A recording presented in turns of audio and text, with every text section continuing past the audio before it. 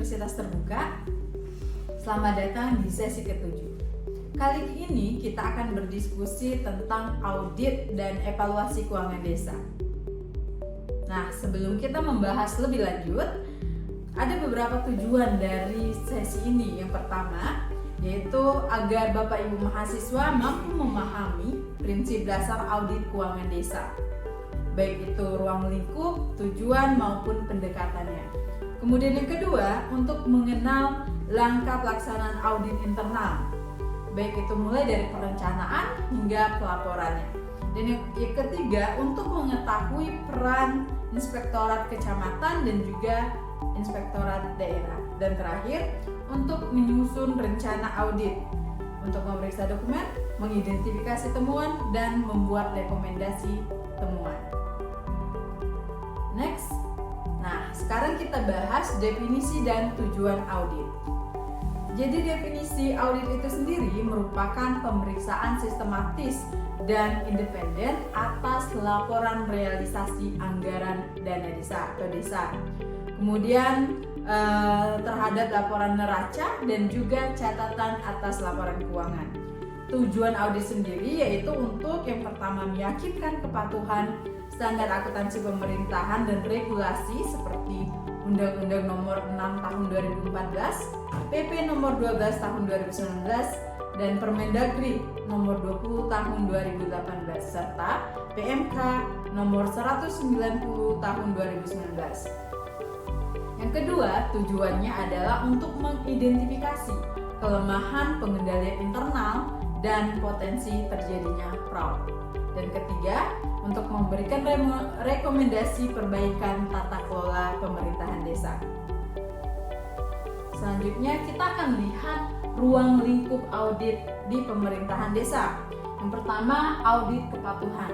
Nah, dokumen yang diaudit adalah yang pertama APBD desa, laporan realisasi anggaran, kemudian neraca, catatan atas laporan keuangan, dan bukti transaksinya.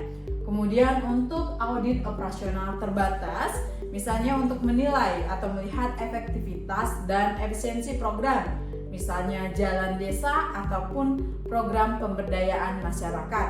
Kemudian yang ketiga, audit investigasi. Nah, biasanya audit investigasi ini dilakukan jika ada indikasi terjadinya fraud yang cukup besar di pemerintahan desa. Next. Nah, ada beberapa dasar hukum yang menjadi acuan untuk audit dana desa atau anggaran desa ini. Yang pertama, Undang-Undang Nomor 6 Tahun 2014, khususnya pasal 102 sampai 103. Kemudian PP Nomor 12 Tahun 2019, pasal 42 sampai 43. Kemudian Permendagri Nomor 20 Tahun 2018, terutama lampiran rencana audit dan checklistnya. Kemudian PMK Nomor 190 Tahun 2019 tentang SAP yang berbasis akrual. Yang terakhir, Peraturan BPK Nomor 2 Tahun 2019. Next, prinsip audit desa. Nah, pada materi sebelumnya kita sudah bahas ya apa saja prinsip-prinsip audit. Nah, di sini untuk audit desa hampir sama ya teman-teman, bukan hampir tapi memang sama. Nah, untuk prinsip yang pertama yaitu independensi, kemudian yang kedua profesionalitas. Jadi auditor yang mengaudit pemerintah desa itu harus menerapkan profesionalitas, jangan sampai ada bias kepentingan ya.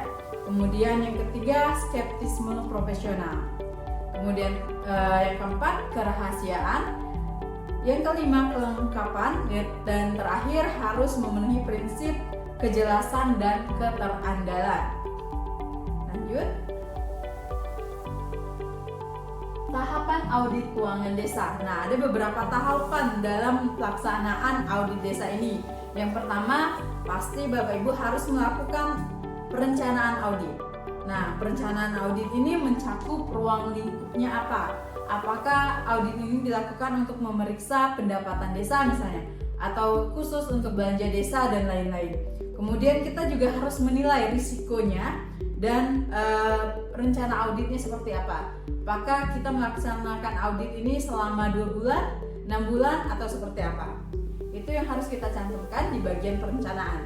Kemudian yang kedua, perencanaan ruang lingkup ya.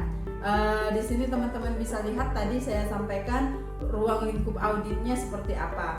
Nah, kemudian setelah perencanaan baru teman-teman melaksanakan audit. Nah, pelaksanaan audit ini harus memiliki yang namanya kertas kerja audit ya. Di sini teman-teman menjadikan acuan dalam mengumpulkan data ya.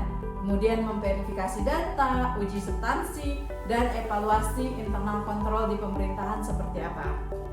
Kemudian setelah pelaksanaan audit maka akan menghasilkan yang namanya temuan. Nah, temuan ini teman-teman harus olah kembali, klasifikasi apakah temuan ini minor, moderat, atau mayor.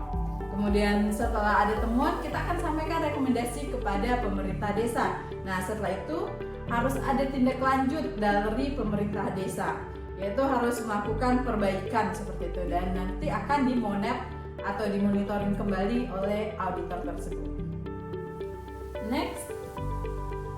Nah, di sini ada peran inspektorat teman-teman untuk kegiatan audit di pemerintah desa ini. Nah, audit ini harus dilaksanakan paling tidak 1 kali setahun ya, audit internal oleh inspektorat. Kemudian ada pendampingan teknis untuk APBDes dan juga sistem keuangan desa. Kemudian ada verifikasi fisik proyek dan terakhir kewenangan inspektorat ini untuk bisa mengakses dokumen, koordinasi dengan camat, kemudian menerbitkan BAP hasil audit, berita acara dari auditor, kemudian melakukan monitoring tindak lanjutnya seperti apa. Nah, tadi sudah kita sampaikan ya peran inspektorat daerah ya teman-teman. Di sini ada misalnya melakukan audit susulan atas temuan jika ada temuan ya teman-teman ya.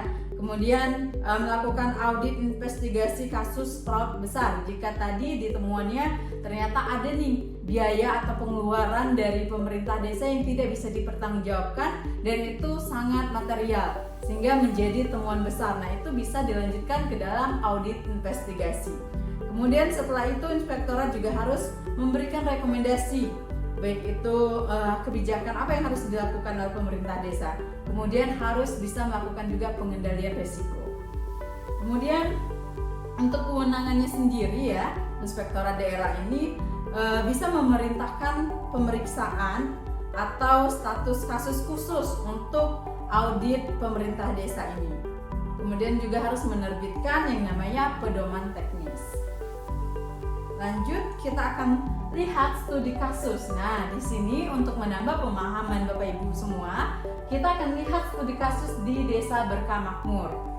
Nah, misalnya profil Desa Berkamakmur ini, Bapak Ibu bisa lihat. Misalnya dia memiliki pendapatan ya seperti itu sebesar 900 juta, kemudian ada pengeluaran juga 350 juta, kemudian dia juga mendapat pendapatan asli desanya sebesar 75 juta dan hibah sebesar 25 juta. Nah, dari kasus tersebut misalnya pada triwulan kedua tahun 2024 ada selisih kas 7 juta nih, tanpa dokumen seperti itu. Nah, nanti akan dilakukan audit. Di sini Bapak Ibu diperankan ya, Bapak Ibu ibaratkan atau diperankan sebagai seorang auditor, harus melihat selisih dana tersebut yang tidak bisa dibuktikan atau dokumennya tidak lengkap. Nah, Bapak Ibu harus menemukan apa nih yang menjadi perbedaan antara yang ada di catatan dengan buktinya seperti itu ya Bapak Ibu ya. Bisa lihat misalnya selisih kasnya, kemudian apakah ada kelemahan kontrol terhadap kas dana desa tersebut, kemudian apakah kontraknya sama dengan yang dikeluarkan dan lain-lain. Nah, nanti hasil dari audit ini bisa menghasilkan opini audit misalnya dari BPK, bisa opini wajar tanpa pengecualian dan wajar dengan pengecualian seperti itu atau WDP. Dan yang terakhir disclaimer atau tidak diberikan pendapat oleh auditor yang sedang mengaudit seperti itu. next. Nah, Bapak Ibu, dari pembahasan kita pada sesi ke-7 ini, ada beberapa hal yang bisa kita tarik kesimpulan. Yang pertama, untuk prinsip audit yang harus dipegang oleh auditor yaitu independensi, profesionalisme, dan juga skeptisme. Kemudian untuk tahap audit sendiri dimulai dari perencanaan, pelaksanaan, pelaporan, dan tindak lanjut. Nah, ada peran inspektorat juga di sini yang sangat penting, baik itu inspektorat di tingkat daerah yaitu kabupaten kota misalnya. Kemudian ada beberapa elemen kunci untuk keberhasilan audit ini. Misalnya harus dilakukan verifikasi bukti fisik, kemudian harus dicek di sistem keuangan desa, kemudian harus diaudit juga aset-aset yang dimiliki desa, dan harus melibatkan BPD. Nah, di sini Bapak Ibu untuk akhir sesi ini kami berikan tugas agar lebih memantapkan lagi kemampuan analisis Bapak Ibu dalam melakukan audit ya. Kira-kira tugasnya seperti ini, Bapak Ibu bisa lihat ya pada PPT berikut. Bapak Ibu harus menyusun rencana audit desa, desanya apa saja, baik itu desanya Bapak Ibu atau desa fiktif yang Bapak Ibu buat. Kemudian periode auditnya itu dari Januari sampai Juni 2025. Kemudian Bapak Ibu harus belajar membuat worksheet atau kertas kerja audit untuk 5 transaksi fiktif seperti itu ya.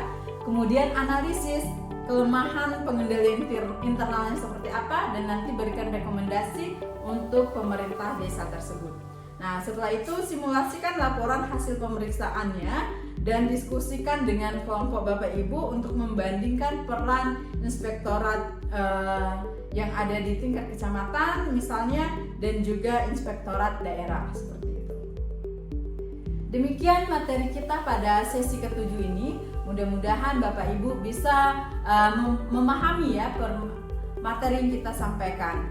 Tetap semangat untuk melanjutkan ke sesi berikutnya. Terima kasih.